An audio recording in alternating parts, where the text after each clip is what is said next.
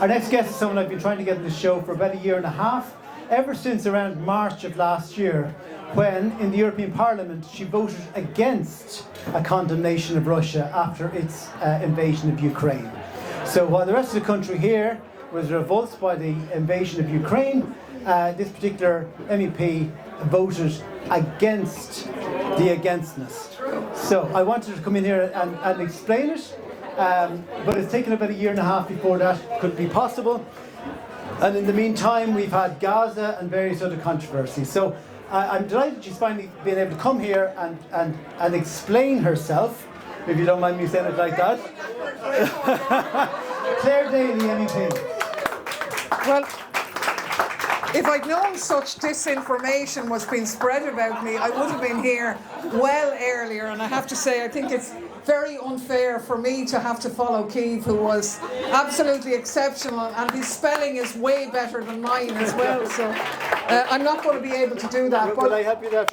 Yeah, go on. Is it indecent if I try and help you? Go on. There you go. All right. Anyway, so that was the most exciting bit of the night. Anyway, to correct Gerry's disinformation, I did not at any stage ever fail to condemn Russia's illegal invasion of the sovereign territory of Ukraine, which was 100% illegal and 100% wrong. What I voted against was the solution to that invasion being to send more arms into a conflict zone and to sanction Russia, because I made the point at that time that by doing that we wouldn't actually end up punishing Russia, but we'd end up punishing ourselves. And sadly now, almost 2 years down the road, the German economy is in recession, and Russia has surpassed Germany as the biggest economy in Europe, while people here can't feed or heat themselves this winter because of the energy crisis. So clearly we were hurt by that, Russia weren't. The arms that were pumped in, which have enabled the war to continue, have resulted in, at this stage now, nearly 200,000 innocent Ukrainians dead, millions displaced, a load of destruction, and a lot of profits for the military-industrial complex, mind you, but no end to the conflict. There was a peace deal on the table in April. The West wouldn't allow Ukraine to sign off on that. I think that's criminal. My position on this war, as in all wars, I'm anti-militarist, I'm anti-war, and I was no different on this one. It was misrepresented in the media, who cheer-led that war to keep it going, but I have never failed or voted in any way other than to condemn the invasion. All of which makes a lot of sense. However, what did you expect, or what was your solution? You have Russia invading a sovereign nation, as you say. What do you expect? Just sit in your hands? Absolutely not. And the people of Ireland have an incredible history of not sitting on our hands. If you look at the conflict at the moment in Israel and in Gaza, we've been out to the forefront arguing on the need to a ceasefire, when those very people in Europe who said that they were out to defend the people in Ukraine now can't defend the people of Gaza. But they won't. All we were calling for in the Ukrainian conflict was, in essence, a ceasefire, to haul a halt to the conflict and to have a negotiated settlement. Now, you're going to ask me, well, what does that settlement look like? And I'm going to tell you, well, I'm not Ukrainian and I'm not Russian, so it would be some neck of me to go in and impose my views on them. But what I should do as an international person is facilitate them to sit down and have their back. The way, if you like, that America had our back in the Northern Ireland peace process. We wouldn't have got to that space without the backing of the international community. Ukraine and Russia sat down in April, 6 weeks after the invasion, and had a deal on the table, and the US and the UK and the EU would not allow them sign off on it. And now we have a situation where probably in the next months they'll sit down again, but the price that Ukraine will pay for that will be way worse, while the profits to the military-industrial complex will be bigger. I think that's criminal. When you say they had a deal on the table at that stage, what did that deal look like?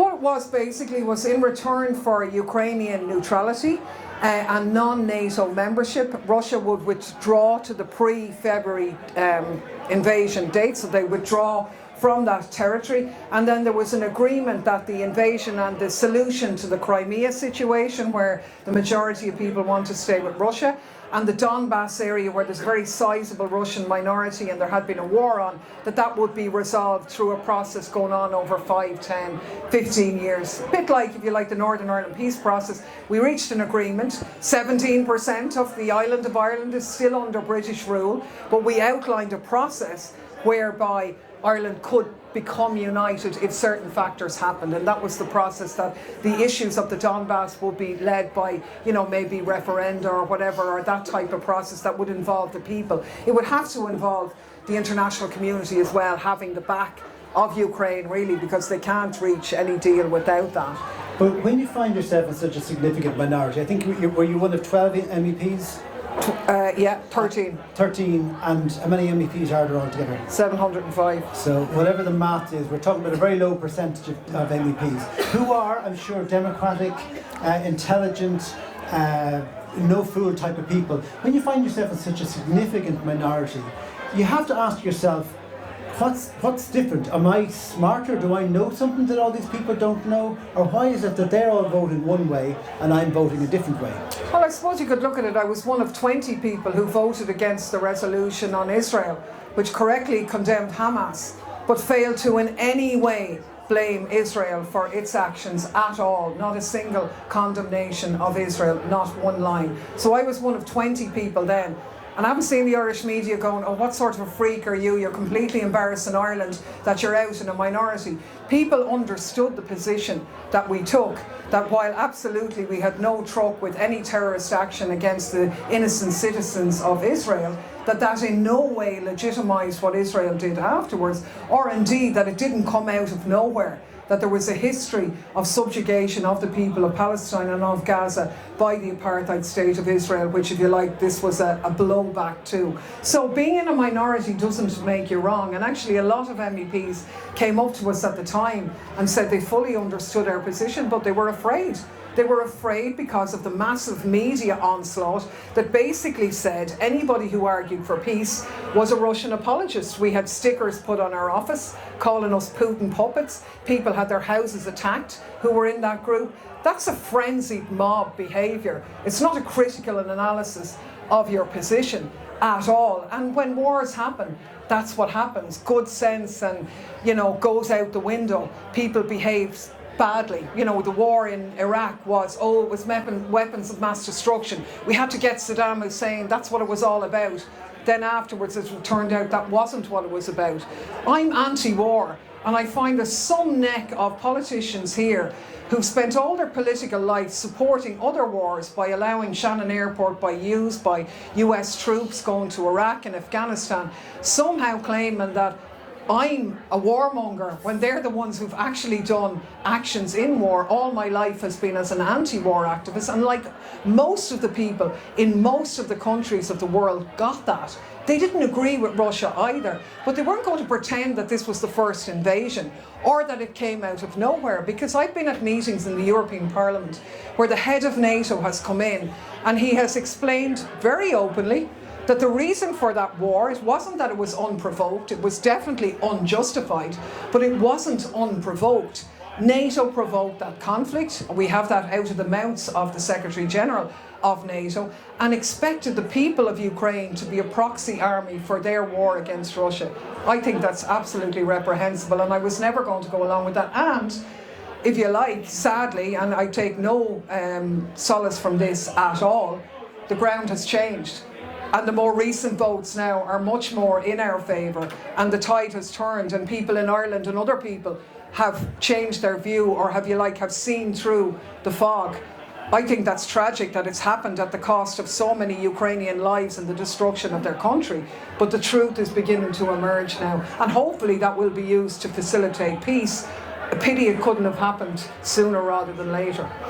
But you used the phrase earlier on, the military-industrial complex, which is really the American military machine, and perhaps some of the satellite countries that help it. But that isn't the case in Ireland. We don't have much skin in the game of any war. So why would the Irish media and the Irish Oireachtas members be so heavily involved in the war in Ukraine, and not on the same side as you. Where is the disconnect? Well, I think there's two things. First of all, the military-industrial complex is very much a European feature. I mean, we have this narrative that Europe is unsafe, the Russians are out there, they're coming to get all of us because we're not military enough. But the truth actually is that over the past 10 years, the European Union has been massively ramping up the military expenditure. So tens of billions of your taxpayers' money is going into the arms industry, and it is that has made us unsafe. Now, why people in Ireland behave one way? Because when a war happens, jingoism happens. When in World War I, when it happened, you know, everybody was cheering off the troops, hooray, hooray. People get caught up in the emotion. It's horrible to see a war happening. Everybody was outraged at what Russia did. Our crime, if you like, was to disagree with people, that the way in which you deal with that is by more militarism. And sadly, we've been proven right. Irish politicians will have to account for themselves. All I'll say is they didn't show a single ounce of energy in the same way when the US was invading Iraq, Afghanistan, and they're not really doing it either when Israel is slaughtering people in Palestine. So I think it was whipped up as a sort of a frenzied sort of a thing. People saw it as a great vote getter. I mean, imagine politicians going out to a war zone to get their pictures taken. But you'd have to ask them why they did that. Why did the media attack us? That's a whole different story. I mean, they used to do that when we were in the Dáil. But the difference was we were in the Dáil and people could see us more. And sadly, the work in the Parliament is divorced from the lives here because the media don't cover what's actually done there, which is really tragic and a big democratic deficit. My own belief is there's a section of Irish society who've always been embarrassed by the Irish people, rejecting Lisbon, rejecting Nice, being Euro-critical. We're not anti-European, because I have to tell you, my inbox is constantly full of people all over Europe thanking us for our stance. I've spoken in Vienna, in Stockholm, in Berlin, in Rome, in Sardinia, everywhere, and people say, thank you so much to you and Mick Wallace. You're saying what other governments should be saying. And I mean, as I said to some people here, what is wrong with having a different view? I mean, in the days of the height of the war, there were people who wrote to us and there were some really vile emails, and some of them were saying, you don't represent me and I hope you never, you know, you're a disgrace and all this sort of stuff. And like what I said back was, well, maybe I don't represent you and that's absolutely fine. We live in a democracy and that's good. But we're 15% of the elected MEPs in Ireland. I can guarantee you at least 15% of the people think the way we do. Why do we all have to be the same? When you go to Europe, politics doesn't disappear. If I'm against Fianna Fáil and Fine Gael here, I'm going to be against them in Europe as well, because it's a political arena and you can see the other countries. There's killings going on at the moment. The Spaniards were in the other day and there was nearly a bloodbath with them all killing each other. We had it with the Poles, so, you know. So when you say we, you're talking about you and Mick Wallace.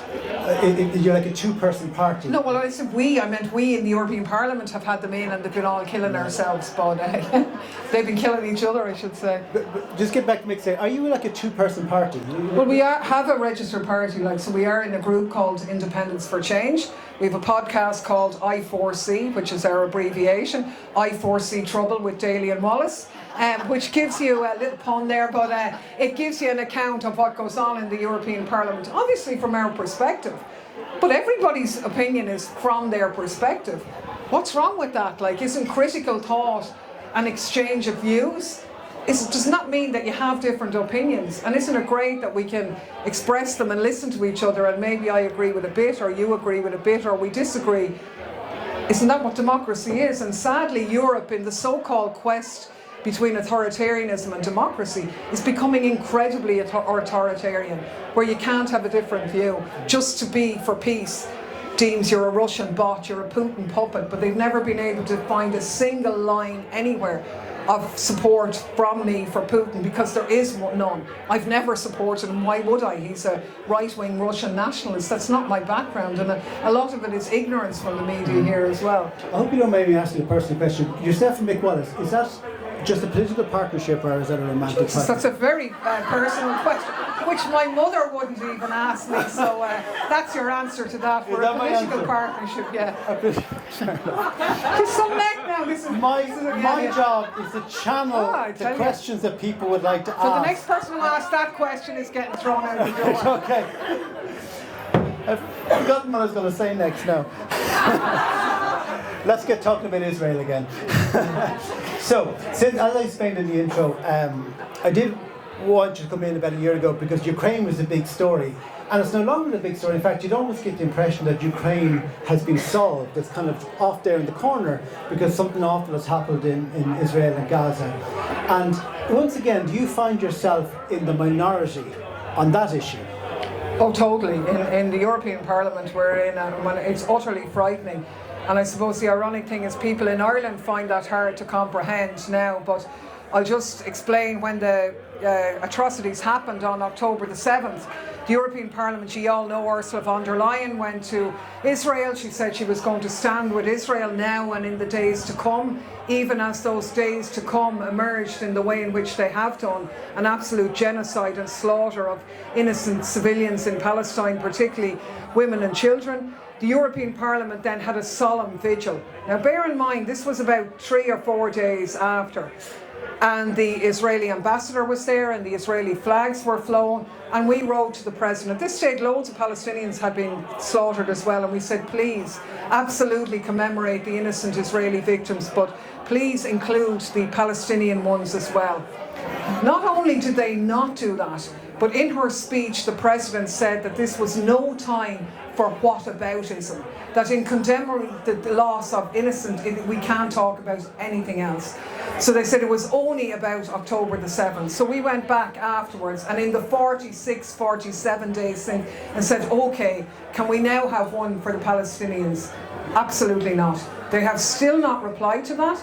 In the plenary last week, the president said, we have to find it in our hearts to commemorate also the loss of civilian life in Palestine. Like, why do we have to find that in our hearts? Like, is it not a human instinct that any innocent civilian is an innocent civilian, full stop? It doesn't matter where they come from. So this is quite, like, we have had people getting up in the parliament who just talk about condemning Hamas, who say nothing about Palestine, who conflate the Palestinian and people of Gaza with Hamas. They call them terrorists. They conflate Muslims with terrorism. They come out with the most awful racism. It's frightening actually to hear it. And they've actually armed and sent support to Israel. And it's very obvious to us that this is not accidental. They have not called for a ceasefire even now.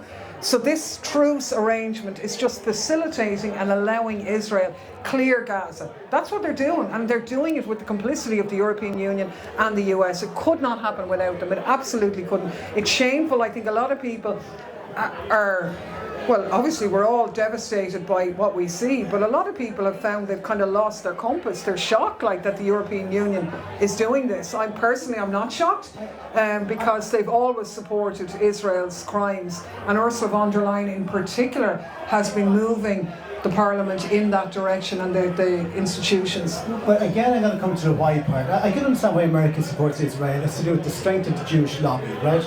But Europe, why would Europe be so pro-Israel?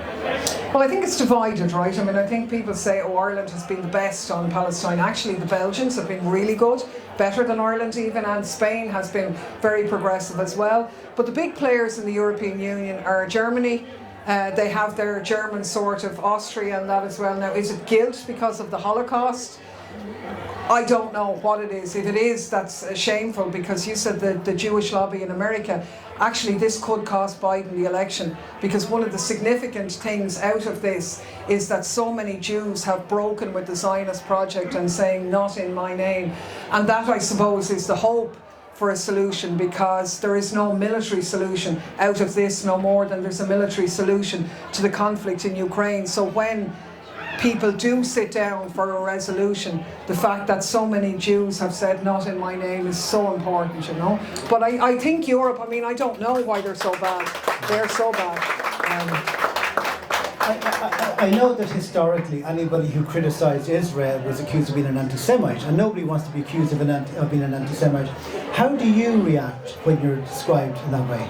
Well, you might remember there was a big Bible or encyclopedia done about the rabid anti-Semitism in Ireland, and it was done by this fella in the UK. It was when we were in the Dáil, who had been responsible for a lot of the witch hunt against Jeremy Corbyn, because anti-Semitism and claims of anti-Semitism is what ruined Jeremy Corbyn, who was a really good working class leader of the British Labour Party. And an anti-racist. And a total anti-racist, completely wonderful man and pro-Palestine and all of that. But anyway, they managed to kill him on the anti-Semite claim.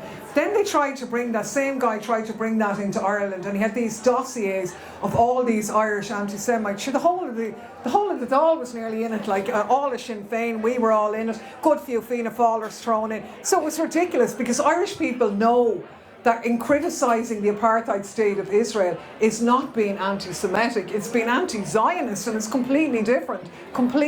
So we're not going to be silenced by that. It's rubbish. But in other areas, I think people are. I mean, even the left in Germany have been appalling on this. So in our group in the Parliament, we're the left-wing group. You think they'd be the most in solidarity with Palestine, and we probably are. We're the smallest group in the Parliament. But we haven't been able to agree a resolution from our group because the German left won't sign up to it. They will not have any criticism of Israel whatsoever. So Sarah, I can't answer that because it's unanswerable as far as I'm concerned. It's disgraceful. I'm going to draw my interview with you to a close very shortly for reasons that will become apparent in a minute. But I want you to know that we've had several politicians on here before. You're the first MEP, but we've had a couple of senators and we've had all the local TDs. Except for one, there's one local TD from Fine Gael we haven't been able to have on. I don't know if you know him, his name is Leo. But if you ever bump I remember into him, he was on the council with me years ago in Fine Gael, yeah. If you ever bump into him, will you explain to me, he's the only local TD who hasn't been on the 8 And he lives around the corner, doesn't he? He's actually physically the closest living here. So you're a very influential person with a very powerful speaking voice. So can I leave that one with you? Absolutely. Right. I've a few other things to say to him as well, though. But the question I ask all the other politicians is, why should we vote for you? God, you didn't tell me you were the... Well, I mean, this is a really un-politician answer. Well, you can vote for me if you like. What I would say, and then if you don't want to, don't vote for me. But why should you? I suppose, well, if you look at Europe and you see a lot of scary things happening, I mean, who do you want to be in there? Do you want some sort of person who goes with the herd, who sort of wants to fit in and doesn't want to make a stand? Or do you want someone who'll get up and tell it as it is and take the flak? And we've taken an enormous amount of flak. I'm quite happy to do that because I think I've done the right thing. Maybe people disagree with that, and then that's fine. But we've been given a platform to represent the people of Europe, and I think I have, and my inbox tells me I have, and the invites to meetings all over Europe tells me that there's huge amounts of European citizens who don't feel represented by the Europe that we have now and who want a different voice. And all I'll say is I'm clearly a different voice to some of the others, and that's not such a bad thing, you know? Yeah.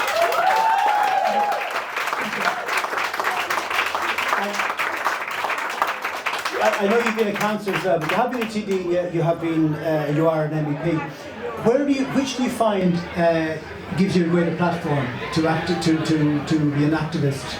Well, in other words, would you be coming back to the office? Well, it's not, because when we were in the Dáil, we were very high profile, myself and Mick Wallace. We had been responsible for a lot of the campaigns around the Garda corruption, the Maurice McCabe scandal, the whistleblower, bringing accountability there. Mick had done a lot of work on them, so we were really well known, if you like, and felt that we had an influence here. But we've been members of the Justice Committee, and we saw more and more legislation coming from Europe, which nobody was talking about. So we said, would we get elected, go over there and see, would you ever be able to change that place or not? And sure, if we can't, sure, we'll burn it down. And I'd say about 2 years in, I was thinking, better get a box of matches here now. This is, even though we did some really great stuff, which I haven't got the time to deal with, in other member states where they do cover the work of the Parliament, loads of stuff, but we haven't time for that. But ironically, when the war happened, it was when we felt at home in Europe.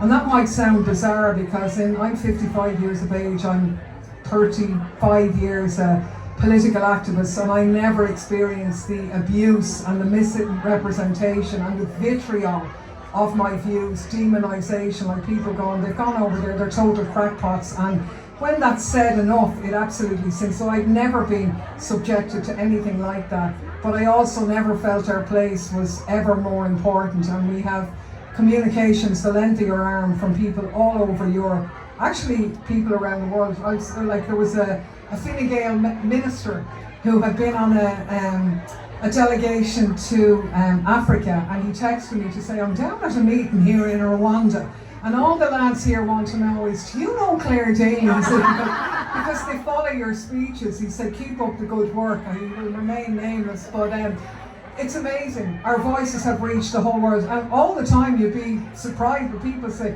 we love Ireland, we think you're great, Ireland's so lucky to have you, and then the Irish media is going, these pair are an embarrassment and a disgrace. But loads of people from Ireland have said we're pretty happy with that as well. So I think it's an incredibly powerful stage, even though it doesn't have much power.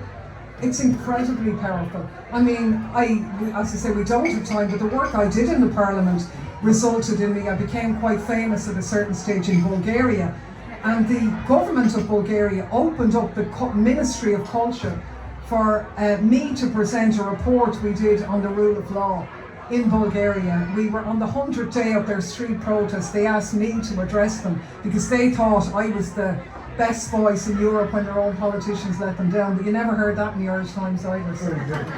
Now, just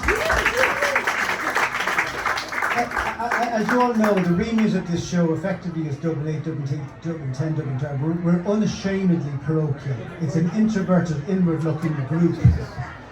You're into Dublin 12, Gerry. Dublin 12, I beg your pardon, Dublin 8, 10, 12. Anyway, the point is we like to have a local connection, and that's why we have local politicians in. And normally we'd leave it at that, except for the fact that you've come tonight with a friend who's got nothing at all to do with Dublin 8, unless I'm wrong.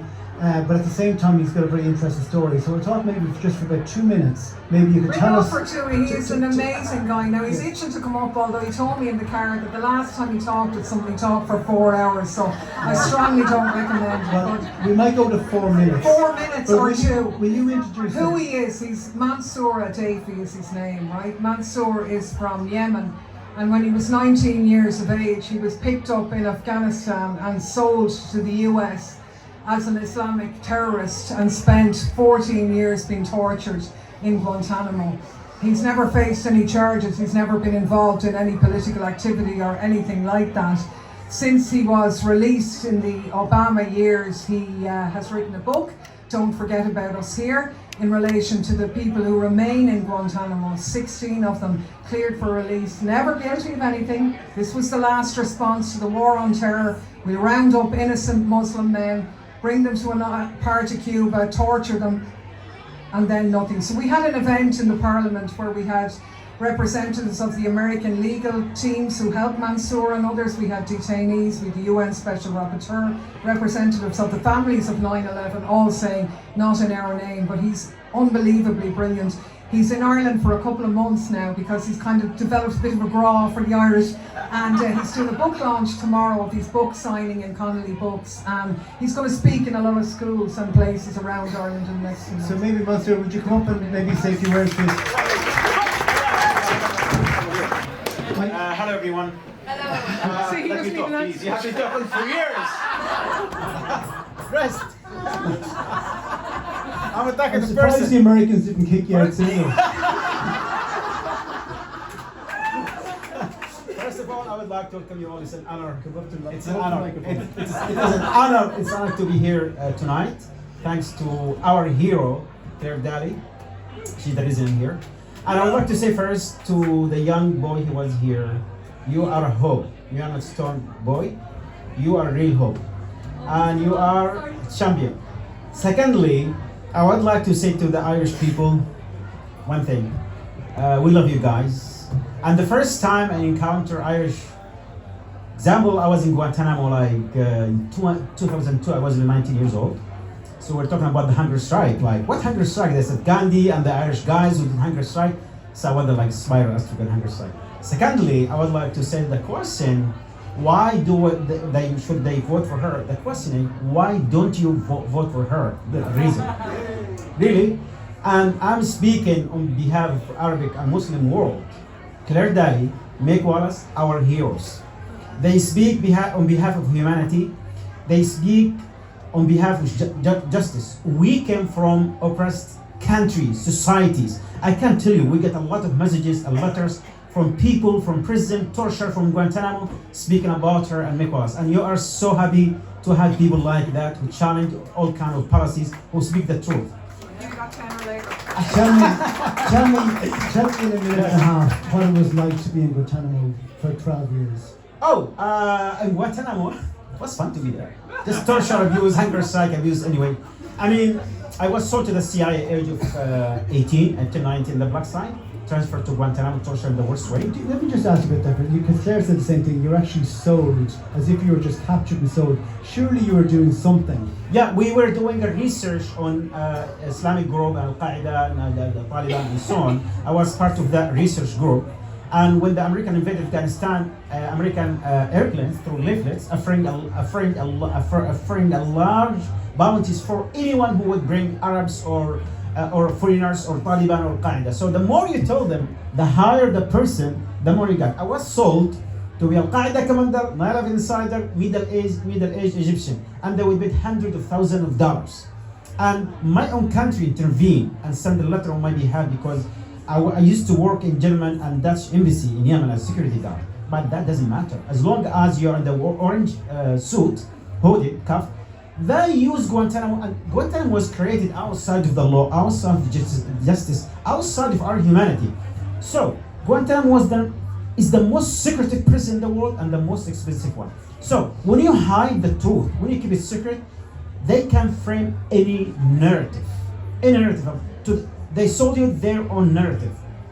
So after 15 years, they told me, well, we cannot say we detained an innocent man for 15 years. We have to do something. They said it is unclear if he actually joined Al-Qaeda, and none of Al-Qaeda members, of Al-Qaeda leaders, recognized him member of Al-Qaeda.